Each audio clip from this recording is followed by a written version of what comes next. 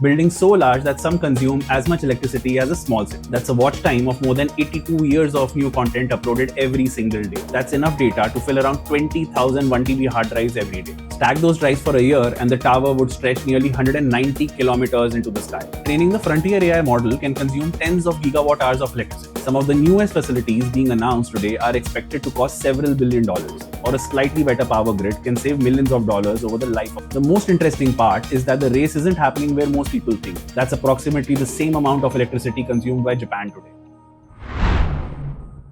Imagine if every photo you've ever taken, every email you've sent, every YouTube video you've watched, every Netflix show you have streamed, and every ChatGPT prompt you've typed had to be stored inside your house. How large would that house need to be? The answer is surprisingly uncomfortable, because despite what the name suggests, the cloud isn't a cloud. Every search, every stream, every message, every AI conversation exists somewhere physically.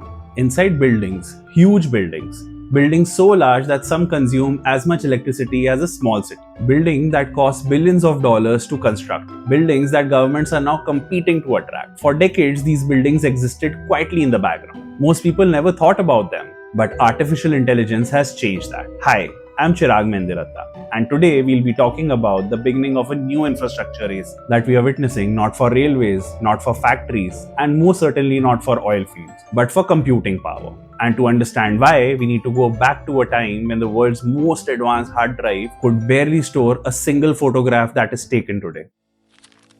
Chapter 1. From 5 megabytes to everything.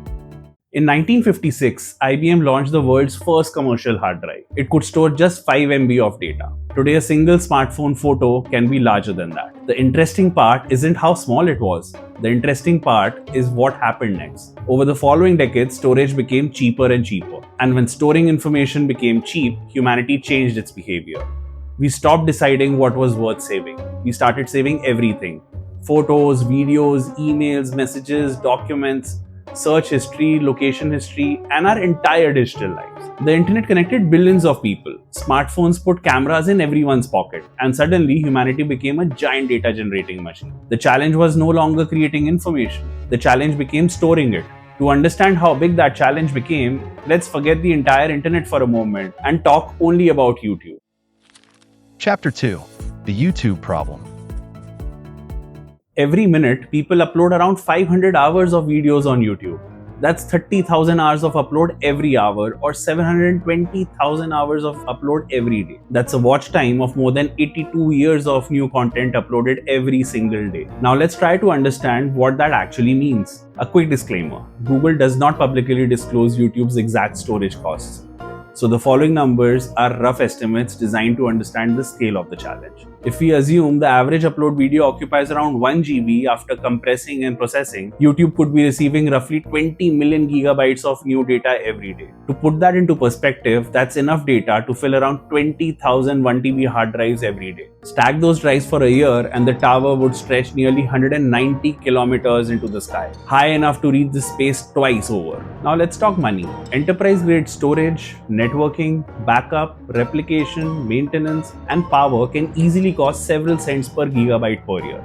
Even using very conservative assumptions, the annual cost of storing just 1 year's worth of new YouTube uploads could run into hundreds of millions of dollars. And that's before accounting for the billions of views, global delivery networks, processing cost, and multiple copies stored around the world. The challenge is also getting bigger every year. Today, many videos uploaded to YouTube are still in high definition, but 4K is becoming increasingly common. 8K already exists, and an 8K video can require several times more storage than a similar HD video, which means YouTube's problem isn't just that more videos are being uploaded, the videos themselves are becoming larger. Imagine a future where most content creators upload in 8K. The number of videos may double. The size of each video may multiply several times, and suddenly, YouTube's storage requirement doesn't grow gradually. It explodes. And remember, YouTube is only one platform. Now imagine the entire internet. Chapter 3. AI changed the equation. Let's put some numbers to this. Training a frontier AI model today can require tens of thousands of advanced GPUs working continuously for several weeks. A single NVIDIA H100 GPU costs roughly $25,000 to $40,000, and a large AI training cluster may contain tens of thousands of them. That means the hardware alone can represent hundreds of millions of dollars before a single question is ever answered. Then comes electricity. Training the frontier AI model can consume tens of gigawatt hours of electricity, enough energy to power large office districts for an entire year. And once the model is trained, the spending doesn't stop. Every time a user asks a question, the model must perform billions of calculations. One user is not a problem, but 100 million users are. The challenge is no longer storing information. The challenge is creating intelligence on demand. And that's where economics become fascinating. A YouTube video sits quietly on a server until somebody watches it. An AI model is working every second. Every prompt, every image, every video generated, and every response consumes computing power, electricity, and most importantly, infrastructure.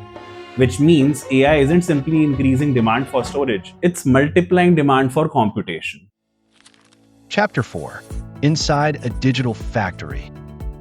By now, we have established two things. First, humanity is generating more data than ever before. Second, AI has dramatically increased the amount of computation requirement to process that data. So the obvious question becomes, what exactly does a modern data center look like? Let's start with the economics. Building a large modern AI-ready data center can easily cost more than $1 billion. Some of the newest facilities being announced today are expected to cost several $1 billion. And that's before the first customer stores a single file. Do you know why they are so expensive? Because a data center isn't really a building. It's an electricity distribution center, disguised as a building. The computers are important, but the real challenge is powering them. Imagine a 100 megawatt facility. At full capacity, it can consume enough electricity to power the city with hundreds of thousands of residents. And almost every unit of electricity consumed eventually becomes heated, which creates the next problem: cooling. A modern AI data center can contain tens of thousands of processors operating simultaneously. Without cooling, temperatures would rise quickly enough to damage equipment and shut down operations. So every data center is effectively running two businesses at the same time: a computing business and a cooling business. The result is an infrastructure system that looks surprisingly similar to a modern factory. Electricity comes in, computation comes out, and the process never stops. 24 hours a day, 7 days a week, 365 days a year. This is also why companies are becoming increasingly selective about where they build. A slightly cheaper electricity price, a slightly cooler climate, or a slightly better power grid can save millions of dollars over the life of a facility, which means location becomes a strategic decision. And that's exactly why certain regions around the world have suddenly become some of the most valuable real estate in the digital economy. Chapter 5. The New Infrastructure Race.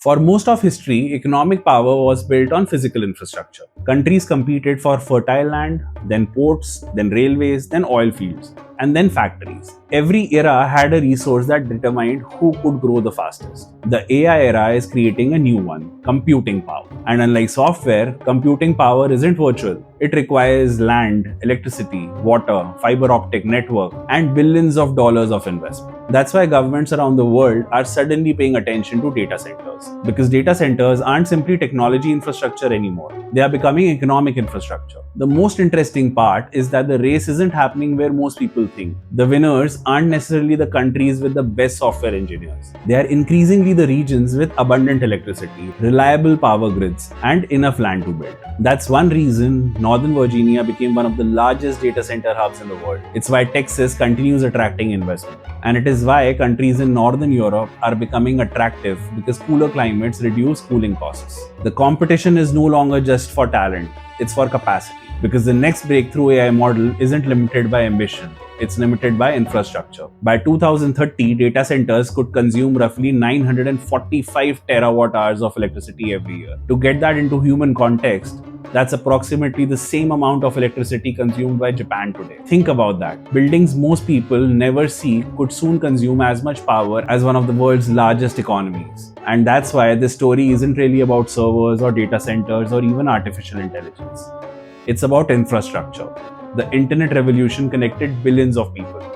AI revolution is now forcing humanity to build the physical systems required to support the connection. And those systems may become some of the most valuable assets of the next few decades. Final chapter. Learnings. The Industrial Revolution was powered by factories. The Information Revolution was powered by data. And the AI revolution is being powered by infrastructure. For most of history, economic growth depended on our ability to move physical things. coal, steel, oil, or goods. Today, growth increasingly depends on our ability to move information and increasingly our ability to process it. That's why the most important buildings of the next decade may not be factories, office towers, or shopping malls. They may be data centers, because every photo stored, every video streamed, every AI response generated ultimately depends on physical infrastructure somewhere in the world. The cloud may feel invisible, but behind every click, search, stream, and prompt, a growing network of buildings consume land, electricity, water, and capital at an unpredictable scale. The internet revolution built warehouses for information. The AI revolution is building factories for intelligence. And just as factories shaped the economic winners of industrial revolution, these digital factories may help in determining the economic winners of the AI era. The next great infrastructure boom isn't happening on highways or railways. It's happening quietly inside buildings most people will never see. And yet, they may become some of the most important assets of the 21st century. If you enjoyed the case study and would like to see more deep dives into business, economics, technology, and the hidden systems shaping our world, let me know in the comment below. And if you found this video valuable, please consider liking, sharing, and subscribing. It helps the channel reach more people and allow me to create more content like this. Thank you for watching, and I'll see you in the next case study.